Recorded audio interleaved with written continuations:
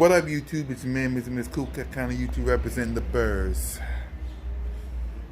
Training camp, day 4.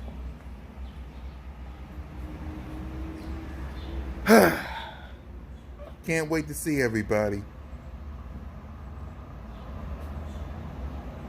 By the way, I'm looking at the NFC East.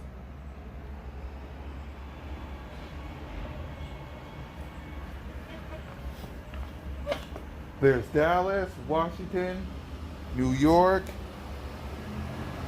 The trash man didn't pick him up yet, so.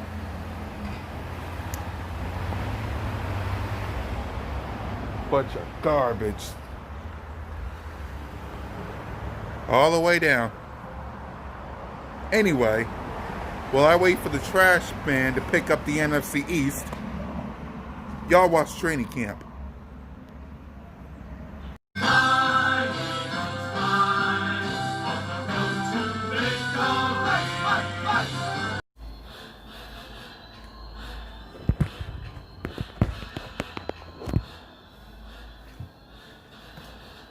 It is an absolutely beautiful Thursday morning here at the NovaCare Complex as we continue our coverage of Eagles Training Camp 2020 presented by Independence Blue Cross.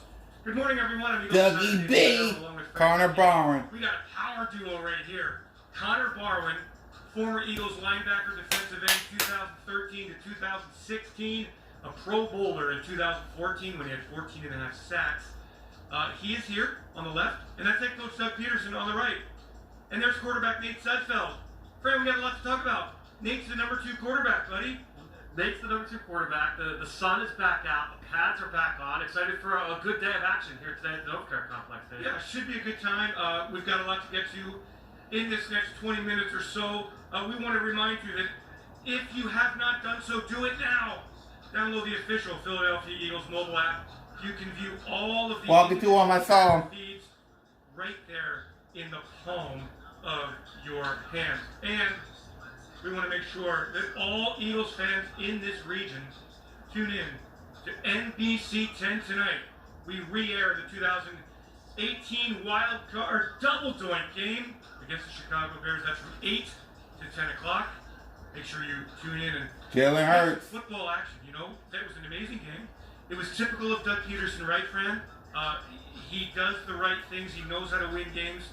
The Eagles winning the pressure game in that 2018 playoff game at Soldier Field. And, hey, we look back. I saw Brandon Graham. And we look at the Eagles' offensive line, the big uglies. Eagles looking for some depth here. Yeah, it's going to be one of those things we're going to watch certainly over the next couple of weeks, Dave, as the Eagles now, under 1 month away from the season opener against Washington. A lot of battles that still need to be Walking to him! Look at that smile. Happy-go-lucky. 3-man roster, and who's going to be ready to go on the practice squad as well? You see Carson Wentz, number 11, of course. And we have spotlighted the offensive line here a bit. I'd like to go back to that, particularly a player that head coach Doug Peterson singled out this morning. And that is 4th-round draft pick Jack Driscoll from Auburn University, a guard tackle. Frank Duffy, the Eagles are looking for depth. We know the starting 5 offensive linemen. Who is going to step up and replace Big V as that swing tackle? It could be Jack Driscoll. Could be. He was a guy that I highlighted just a few weeks ago on my rookie film room series, which you can go and find on the Eagles YouTube page. And when you're talking about backup offensive linemen, versatility is absolutely key. You've got to be able to fill in. You can't just be a backup right tackle or a backup center. You've got to be able to fill in at a number of different spots. And when you talk about Avonte Maddox, when you talk about Matt Pryor, the guys that have filled that role over the last few years, they are guys that can do a lot of different things. And Jack Driscoll played right tackle at Auburn. He was a left tackle before that at UMass. He's played some right guard here in camp so far. Some people feel like he could be a center down the road. So this is a guy that's got great positional versatility. This guy right here, Jordan Mailata, has played both tackle spots here so far this summer. So, unlike the New York Giants, we have our names on the back of the jersey. Just saying.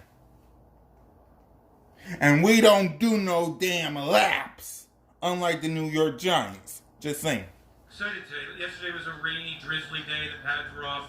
kind of a walkthrough feeling. This today, I feel, Fran, will take the Eagles into the next phase of this training camp period. This is where you really, there's Brent Selleck, former Eagles tight end, who's here, part of the Eagles family. Brent Selleck, Connor Barwin, Jason Avonte working with the wide receivers, Darren Sproles working with the running backs in the return game. Once an Eagle, always an Eagle. Fly, Eagles, fly, baby. Today kind of really kicks off where the Eagles are going to focus on these last few Andre rounds Dillard. and evaluate some of their young players. Tomorrow we expect live tackling, some live sessions. And today is going to be that ramp up into a really critical week or so. Yeah, it's absolutely going to be critical over the next couple of weeks. And look, we had a little bit of that rain yesterday, like you mentioned. The humidity kind of dropped down a little bit. It was a little bit cooler. Even on Monday and Tuesday, it was a little bit on the cooler side. Humidity is going to start to rise up a little bit, and as that rises, I think the urgency and the intensity, you mentioned it's going to be hitting tomorrow. I feel like it's going to spike up a little bit. It's going to feel a little hotter out there over the next few days, both on the field and in the air as well. I like the focus here on the offensive line now, because for the first time in so many years, the Eagles heading into a season have some changes up front. Andre Dillard, the first-round draft pick from 2019. The Eagles traded up to get him, and they felt that he was, as Howie Roseman said at the time, a top 10 talent. He takes the job at the left tackle position, and we hope for the next decade or so continuing a long line of success that the Eagles have had at left tackle. And then we've got on the right guard position, we've got Jason Peters making that transition from left tackle to right guard, and then the depth so important. So we are certainly keeping our eyes on the offensive side of the ball, on the O-line. Jalen Mills. On the defensive side of the ball, Jalen Mills, the green looks great, the new number awesome, and he's also playing a new position, Fran.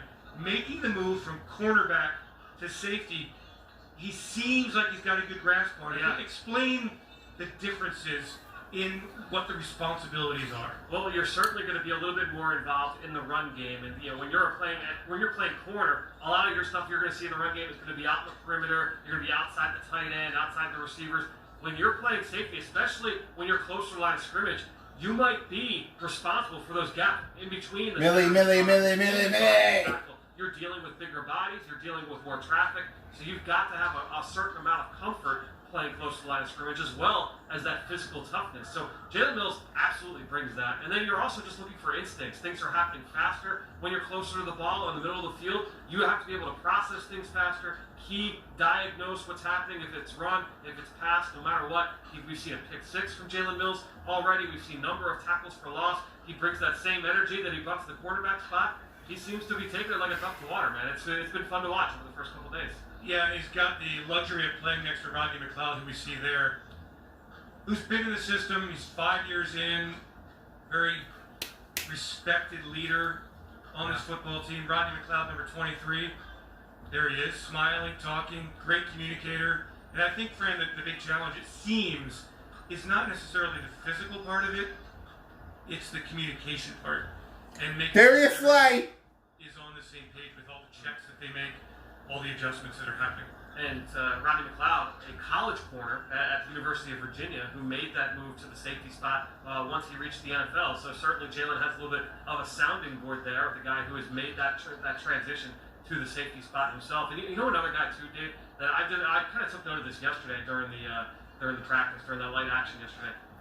Will Parks just seems like a guy that you want to have in the building, you want to have in that DB room, just always giving, has great energy, whether it's defense, special teams. He seems like a guy that other guys seem to be kind of attracted to in that room. I get the sense that, to kind of compare this to hockey, Will where Parks. players are flying over the boards, line changes, that's kind of the way, of course not to that extreme, that Jim Schwartz wants to play it in the defensive secondary, with all of these interchangeable parts. Who's in, who's out. Offenses look up, they don't know if Will Parks is in there coming on a blitz, or if Jalen Mills is dropping back in coverage, or if Avonte Maddox is they on playing the edge, Chris the Brown? quarterback, or playing on the inside. These are interesting pieces. the fact that the Eagles were able to make the trade for I know Darius Slay everything about and you, then draft all of friend. these versatile spot pieces, it gives them a dimension, friend, that they really just haven't had in the secondary since Schwartz has been here. Yeah, and it can't just be one guy that's versatile in that secondary. It's got to be a group effort. Because if you move one guy around, that means you're moving other pieces too. So when you talk about Nickel Roby-Coleman, who is lined up a little bit on the obviously on the inside, but also on the outside. Avonte Maddox has that skill set. Will Parks can line up everywhere. Jalen Mills can line up everywhere. It just gives you Wait, a lot I of hear it. flexibility I know what you as a need. coaching staff. Everybody think you shot by. I know you're a friend. Your pressures in the game plan and how you try and defend the They playing Chris Brown. Receivers. That's It's going to be a lot of crazy. fun to watch. I know How what these you guys need. come this year. Everybody think each We other. are I know live you're a from the Novacare friend. Complex, our continuing coverage of Eagles Training Camp 2020, presented by Independence Blue Cross. An absolutely spectacular day. Great energy, beautiful weather. Doug Peterson, head coach, saying this morning, not concerned about any injuries. So that's a good thing. You certainly don't want to have any injuries. But the Eagles confident that these players who are hurt, Miles Sanders, we think Derek Barnett, we hope Javon Hargrave, come back in time for September 13th against the Washington football team. And that's the ultimate goal, right? You want to see everybody out here on the practice field, obviously, in this gear up to the season. But it's most important that those guys are ready for week 1 against Washington and have them ready for week 2, week 3, week 4 as this team tries to build something special and try and go on a run. And we believe as we take a look at Avonte Maddox, the little guy with the big heart and the big game, that he's the front runner at this point. That's our unofficial depth chart, Fran. Yes. To, start opposite Darius Slay. Now, what they're doing here, they're simulating tackle form. Okay? Great technique is required. And we've seen this change in NFL training camps over the years, Fran. Back in the old days, back when I had the long hair and the wave and the mullet and all that, they were tackling 2 hours at a time on the every day. Now you've got to modify it. This is one way to do it, and it's a great drill. And you can just see how explosive NFL players are. It makes me laugh when I hear somebody say, "Oh, that guy sucks. That guy stinks." Well, when you see up close how fast and how explosive they are, you realize how dumb it sounds. I said this yesterday on the Eagle Eye in the Sky podcast, which, by the way, you can find wherever podcasts can be found. We're doing daily recaps of what we see on the practice field. I said it yesterday on the show. Without the pads yesterday, it kind of, the pads can be kind of an equalizer when it comes to like how big these guys look. Everybody kind of looks the same. D-Jax! But when you take the pads off in a situation like yesterday, you can see like some of these guys are just they're mutants. They're so much bigger than the rest of us, normal people. It's really something to behold, especially when you see it up close on the sideline. You know, it's interesting, Fran. I wouldn't say mutants. I would say genetically gifted. That's right. But I mean, this is an X-Men here. But when you really at the quarterback position, here's where you really see it. Carson Wentz is 6'5", 237. Nate Sudfeld is 6'6", 227. And then little Jalen Hurts, he's only 6'1", 223. So you really notice, and that's kind of an average D-Jax! I guess size really doesn't matter much. Certainly doesn't matter in the case of that guy right there. Desean Jackson in his 13th NFL season. And people say to me, well, how's he look? Well, I say he looks like Desean Jackson. He looks like the fastest guy in the field. And the Eagles need that explosiveness. They lost him last year. And Don't remind us. Vertical passing game. We all saw it in that Week 1 game against Washington with those 2 touchdowns in the second half, 50-plus yards on each of those catches. And you missed that. Bombs up the head door. Get back to Desean Jackson. You add in Jalen Reagor. Doug Peterson talked about Quez Watkins again today in terms of what he's done so far. Obviously, John Hightower drafted this year as well, who can also run. So the Eagles added some much-needed speed to this offense. Desean Jackson, an NFL high in the history of this great league, 24 60-yard plus touchdowns in his career. I'm saying he's got several more of them left in him this year. I would say so. You can throw tack on a few more there to what that total is. But as you can see, the tackling drills continuing here for the Eagles defense. Yeah, and honestly, these drills matter, and they're supposed to. That seems to matter also. Everybody wants to get their time in front of the camera, but clearly, look, you can't go beating up on bodies all day long. There goes the dancing. By the way, Fran, the dancing thing is like catching on. People are asking questions, talking. I think our social media team has done such a great job capturing not only what's happening on the field here, but the spirit of the team, the camaraderie being built in this most unusual 2020 training camp presented by Independence Blue Cross. Some protocols for you. You see coaches wearing masks when they are not able to physically distance. That is extremely important. The Eagles have exactly 0 players on the reserve COVID-19 list. It's been a success around the league, so we're really excited about that as we get ready for this 2020 regular season. Players will be using towels. They are single-use towels, and they'll be sanitized immediately. Individual water bottles as well. What is this drill here? To roll out the big ball. Let's see what we got. Okay, are we scooping up footballs? It's more about tackling. It's more about keeping their eyes up and still being able to attack a ball carrier from low to high. You see them wrap up, bring their feet and finish. So it really looks like they're just kind of going through a circuit. 2 more hours of this, y'all. Execute some different tackling drills. Yeah, this is our live coverage that we have had all week, and we thank you all for joining us. We've had a great time opening up the curtain a little bit here and showing you Eagles Training Camp 2020 presented by Independence Blue Cross. And we want to remind you, for all of you Eagles fans in this area, all right, tonight on NBC 10, a re-air of the 2018 Wild Card Double Doink game against the Chicago Bears. That's from 8 to 10 o'clock tonight. Cody Parkey, whose picture is in the NovaCare complex, had a Pro Bowl season with the Eagles.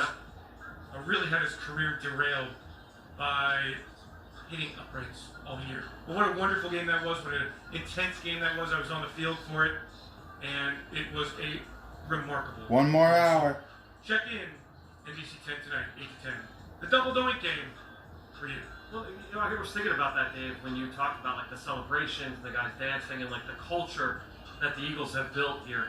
And you go back to that game. You go back to some of the other games that will be broadcast on NBC 10 over the next couple of weeks, some of the great Eagles victories over the last couple of years. Those teams all had that personality, all had that kind of culture built. And that's what the Eagles are replicating here and trying to foster that kind of culture. So we're going through a series of... Alright, y'all.